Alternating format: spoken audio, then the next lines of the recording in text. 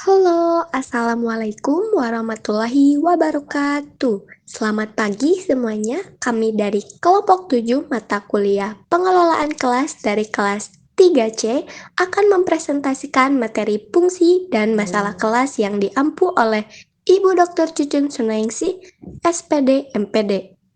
Sebelum masuk ke sesi pemateri, kita akan memperkenalkan diri terlebih dahulu, dimulai dari saya, Kiran Juni Yunita Aisyah, dan rekan saya, Muhammad Fikri, Naila Agustin, dan Faisal Mugni. Baik, kita akan masuk ke sesi pemaparan materi pertama yang akan dijelaskan oleh rekan saya. Oke semuanya, sebelum kita masuk ke pembahasan fungsi dan masalah kelas, rasa-rasanya kita nggak komplit gitu kalau kita nggak membicarakan tentang kelas itu sendiri. Nah, kelas itu apa sih? Apakah kelas itu cuma ruangan yang berisikan meja, kursi, dan bangku, buku, terus ada guru, murid di sana dan ya gitu doang? Atau gimana gitu? Nah, ini dari Slameto. Kelas itu adalah mikrokosmos di dalam sistem edukasi di mana terjadi interaksi interaktif berupa kegiatan belajar mengajar antara murid dan guru. Nah, dari penjelasan tersebut, kita bisa tahu gitu, kalau kelas itu merupakan strata terbawah dari sistem edukasi.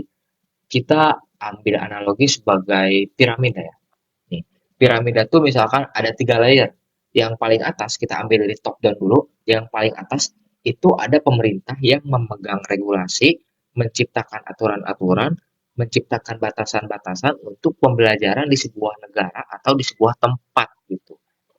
Ya, jadi di strata yang paling atas itu ada pemerintah nih. Misalkan kalau di Indonesia dinas pendidikan. Nah, lanjut di layar kedua itu ada sekolah. Sebelum ke kelas pasti ada sekolah dulu gitu. Nggak mungkin kalau ada kelas tanpa ada sekolah. Nah, sekolah ini fungsinya apa? Fungsinya ya untuk memfasilitasi kelas dalam berbagai aspek seperti aspek fasilitas maupun administrasi terhadap kebutuhan administrasi-administrasi laporan kepada pihak pemerintah terkait gitu, pihak pemegang regulasi yang sebelumnya. Nah, selanjutnya ada nih di strata terbawah. Strata terbawah ini bukan berarti yang terjelek ya. Justru ini itu menjadi fundamental dalam sebuah edukasi, dalam sebuah sistem edukasi, di mana kalau nggak ada kelas gitu, nggak akan ada tuh terjadinya pertukaran ilmu pengetahuan yang efektif gitu. Nah, jadi kelas itu adalah tempat di mana ilmu pengetahuan bisa berkembang, ilmu pengetahuan bisa ditransferkan, baik itu dari guru ataupun dari murid. Nah, sekarang kita masuk ke pembahasan fungsi-fungsi kelas. Oke, yang pertama itu fungsi instruksional.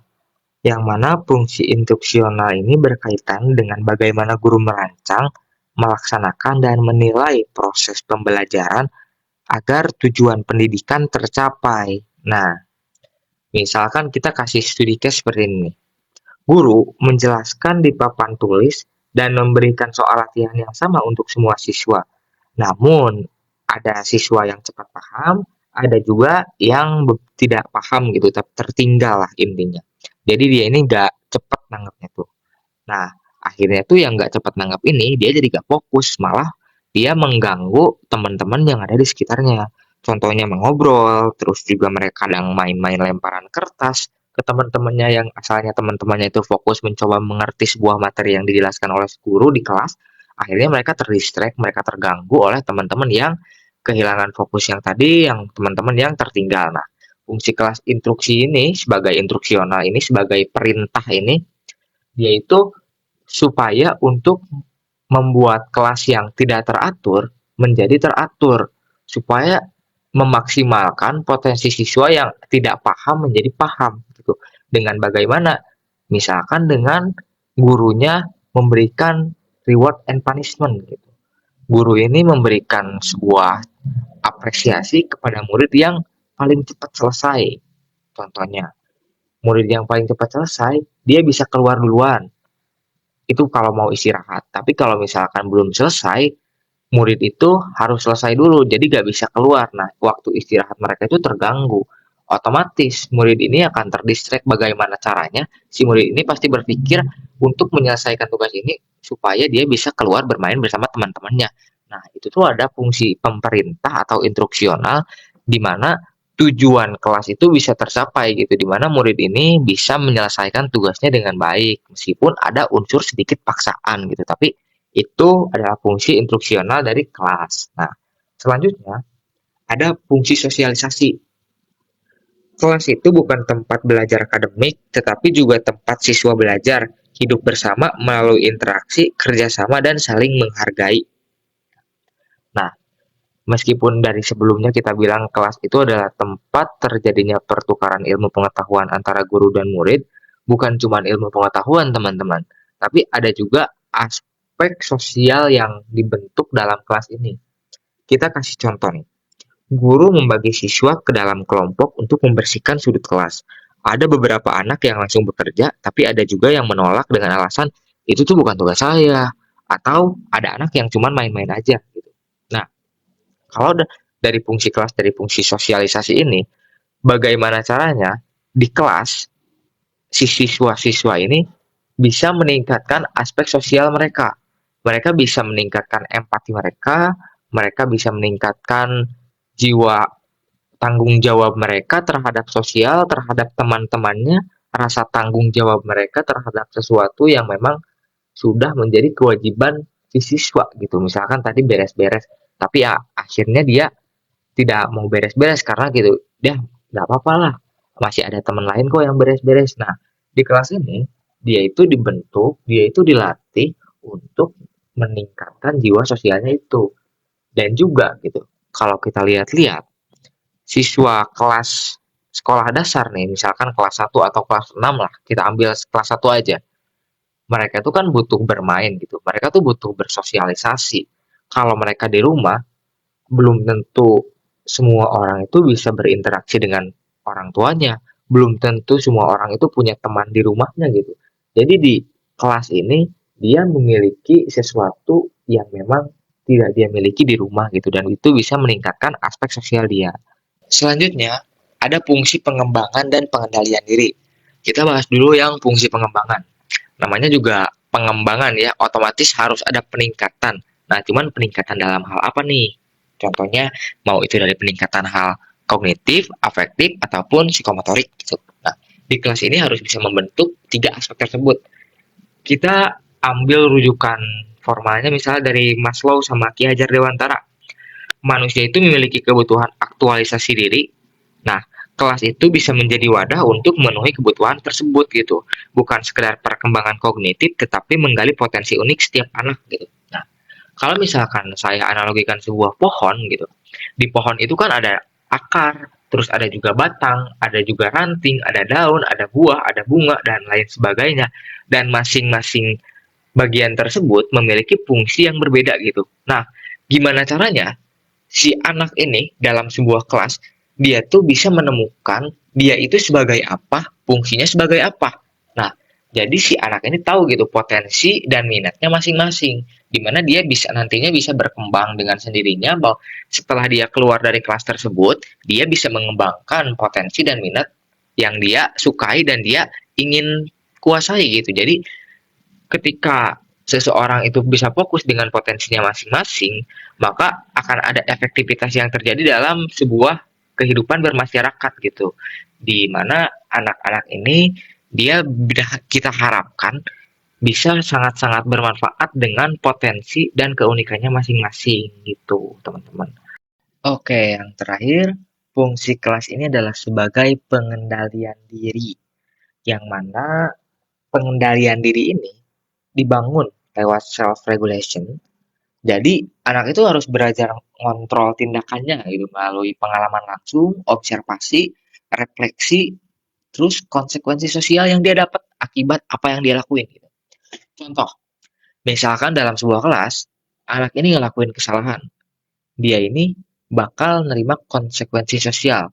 Kesalahannya itu misalkan dia bercanda ke teman, kalian tahu gak sih misalkan kalau dulu tuh kita suka narik bangku temen, narik kursi temen gitu sampai temen tuh jatuh. Itu kan kalau kita sekarang gitu tahu, itu tuh tindakan yang ya nggak bagus, sangat-sangat tidak bagus. Karena apa? Karena sangat bisa membahayakan meskipun niat kita itu ya bercanda gitu. Tapi di pengendalian diri ini, di konsep pengendalian diri, di fungsi kelas sebagai pengendalian diri ini, anak itu harus bisa memilah dan memilih apa tindakan yang baik, tindakan yang bijak gitu, yang bisa dia lakukan, mana yang nggak boleh, mana yang boleh. Karena mereka harus tahu gitu konsekuensi dari tindakan mereka itu apa. Nah, misalkan anak yang mereka bercandanya itu kecelakaan nih, otomatis di sebuah kelas itu mereka bakal nyalahin ke anak yang bercanda ini.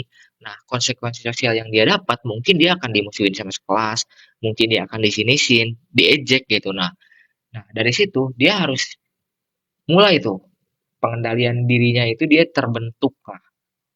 Dia terbentur dulu baru terbentuk ya. Dari kesalahan dulu. Nah, habis dari itu dia tuh harus bisa mengendalikan dirinya gitu. Apakah dia akan marah balik kepada orang-orang yang ngejek dia karena aku tuh niatnya cuma bercanda. Emang bener gitu niatnya cuma bercanda. Cuman dia tuh kalau cukup dewasa gitu. Ya namanya juga anak-anak juga sih. Tapi anak-anak tuh harus tahu juga gitu batasan-batasan yang harus dilakukan gitu. Nah, bagaimana dia merespon tindakan yang dari teman-temannya tersebut, stimulus dari teman-temannya tersebut terhadap dia, dia harus bisa merespon itu. Dia harus bisa menerima dirinya sendiri gitu. Dia tuh melakukan kesalahan, dia minta maaf, dia perbaikin kelakuan dia perbaikin tuh sikap dia. Nah, itu tuh bisa jadi fungsi kelas sebagai pengendalian diri. Jadi kedepannya dia itu pas mau ngelakuin sesuatu, pas mau bercanda, dia mikir dulu efeknya bakal gimana. Apakah akan membahayakan orang lain? Setelah membahayakan orang lain, apakah akan merugikan dirinya sendiri?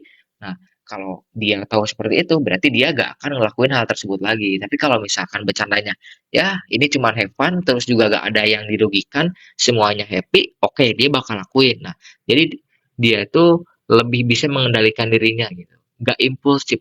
Oke, mungkin untuk fungsi-fungsi kelas yang bisa saya paparkan cukup sekian. Selanjutnya ada masalah kelas yang akan dipaparkan oleh rekan saya. Saya serahkan podium ini. Terima kasih. Baik, selanjutnya di sini saya akan menjelaskan terkait permasalahan yang ada di kelas, yang dimana ada beberapa bagian. Pertama, masalah disiplin, yang dimana ketika siswa melanggar aturan kelas yang akan menyebabkan terganggunya ketertiban kegiatan pembelajaran. Lalu yang kedua, masalah motivasi belajar. Permasalahan ini muncul saat siswa kurang dorongan internal yaitu dari orang tua maupun eksternal yaitu dari teman untuk melakukan pembelajaran.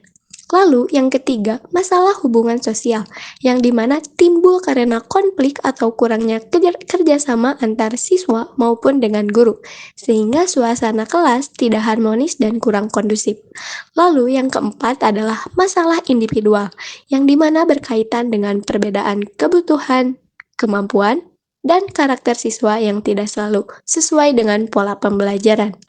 Lalu yang terakhir adalah masalah lingkungan kelas, biasanya disebabkan oleh kondisi fisik atau suasana kelas yang panas, bising, tata ruang yang tidak nyaman, yang dimana itu bisa menghambat kefokusan belajar siswa. Selanjutnya ada beberapa contoh dari permasalahan yang sudah dijelaskan tadi. Yang pertama adalah masalah kedisiplinan, yang dimana seorang siswa kelas 4 SD sering keluar masuk kelas tanpa izin ketika pelajaran berlangsung. Akibatnya, konsentrasi teman-teman lain terganggu dan guru harus menghentikan penjelasan berulang kali. Lalu, yang kedua adalah masalah motivasi belajar. Contohnya yaitu siswa kelas 5 tampak enggan mengerjakan tugas matematika karena ia sering menunda dan berkata, "Matematika itu susah, saya tidak bisa." Yang bisa menimbulkan rendahnya minat membuat hasil belajar menurun. Lalu yang ketiga, masalah hubungan sosial. Di kelas 3 SD, dua kelompok siswa sering berselisih saat bermain. Mereka saling mengejek dan enggan bekerja sama dalam tugas kelompok, sehingga terciptanya suasana tegang di kelas yang mengakibatkan turunnya motivasi anak untuk belajar. Lalu yang keempat adalah masalah individual. Contohnya yaitu seorang siswa kelas 2 memiliki gaya belajar kinestetik, tetapi guru lebih sering menggunakan metode ceramah. Siswa tersebut sulit untuk fokus, sering berjalan di kelas, dan dianggap nakal padahal ia hanya butuh metode pembelajaran yang berbeda. Baik, sekian penjelasan dari saya. Materi selanjutnya akan dijelaskan oleh rekan saya. Selanjutnya yaitu peran guru dalam mengelola kelas. Yang pertama, membangun iklim belajar yang kondusif. Guru membangun suasana kelas yang aman, nyaman, dan penuh rasa saling menghargai sehingga siswa berani bertanya, berpendapat, dan belajar tanpa rasa takut. Dalam hal ini, guru perlu menumbuhkan rasa percaya diri siswa dengan memberikan respon yang positif terhadap setiap usaha belajar, bukan hanya hasil akhir. Iklim yang kondusif juga ditandai dengan komunikasi dua arah antara guru dan siswa. Yang kedua, menata ruang kelas. Guru menata ruang sesuai kebutuhan pembelajaran, pencahayaan yang cukup, ventilasi baik, serta pengaturan meja kursi yang mendukung interaksi, kerja kelompok, dan konsentrasi siswa. Penataan ruang yang baik akan memengaruhi fokus dan kenyamanan belajar siswa. Guru dapat mengubah posisi tempat duduk sesuai jenis kegiatan, misalnya melingkar untuk diskusi atau berkelompok saat proyek. Yang ketiga yaitu menyelesaikan konflik. Guru menjadi mediator yang adil, mendengarkan kedua belah pihak, dan mengarahkan siswa untuk belajar menyelesaikan masalah dengan musyawarah bukan dengan emosi. Dalam mengelola konflik, guru berperan sebagai penengah yang menanamkan nilai empati dan tanggung jawab. Guru tidak hanya menyelesaikan masalah secara cepat, tetapi juga menjadikannya sebagai momen pembelajaran karakter untuk siswa. Dan yang keempat yaitu menjadi motivator dan mentor. Guru menumbuhkan semangat belajar melalui pujian, tantangan yang sesuai, serta memberikan bimbingan personal agar siswa merasa dihargai dan percaya diri mengembangkan potensinya. Sebagai motivator, guru perlu memahami kebutuhan dan minat belajar setiap siswa agar bisa memberikan dukungan yang tepat. Sebagai mentor, guru tidak hanya membimbing secara akademik, tetapi juga memberikan arahan moral dan sosial. Strategi mengatasi masalah kelas. Pertama, pendekatan preventif atau mencegah masalah. Guru mengenali karakteristik siswa sejak awal dan membuat perencanaan pembelajaran yang variatif agar siswa tidak bosan. Melakukan pembiasaan positif, misalnya latihan membaca, menulis, dan berhitung secara rutin, untuk mencegah kesulitan belajar berkembang lebih jauh. Kedua, pendekatan represif atau menyelesaikan masalah yang muncul. Guru segera melakukan identifikasi kasus ketika ada siswa yang mengalami kesulitan, menggunakan tes diagnostik, observasi, dan pemeriksaan portofolio untuk mengetahui masalah siswa. Memberikan latihan berulang-ulang dan bimbingan individual sampai siswa menunjukkan kemajuan. Ketiga, penerapan reward and punishment secara adil. Guru memberikan penghargaan atau reward kepada siswa yang berhasil atau berusaha keras, dan memberikan hukuman atau punishment yang mendidik bukan menakut-nakuti, agar siswa menyadari kesalahannya. Reward and punishment dipakai untuk menumbuhkan disiplin dan semangat belajar. Keempat, kolaborasi dengan orang tua. Guru melibatkan orang tua dalam mengidentifikasi masalah dan mendukung pembelajaran anak di rumah. Mengadakan pertemuan dengan orang tua untuk menyamakan pemahaman mengenai kesulitan belajar siswa. Orang tua membantu pembiasaan belajar di rumah agar sejalan dengan strategi guru di sekolah. Kesimpulan dari materi yang telah kami sampaikan yaitu kelas berfungsi sebagai tempat belajar, bersosialisasi, mengembangkan diri, dan melatih pengendalian diri siswa. Berbagai masalah seperti disiplin, motivasi, hubungan sosial, dan perbedaan individu dapat muncul dalam proses belajar. Guru berperan penting dalam menciptakan suasana kelas yang kondusif melalui pendekatan preventif, represif, pemberian reward dan punishment, serta kerjasama dengan orang tua agar pembelajaran berjalan dengan efektif dan menyenangkan. Baik, sekian pemaparan materi dari kelompok kami. Wassalamualaikum warahmatullahi wabarakatuh.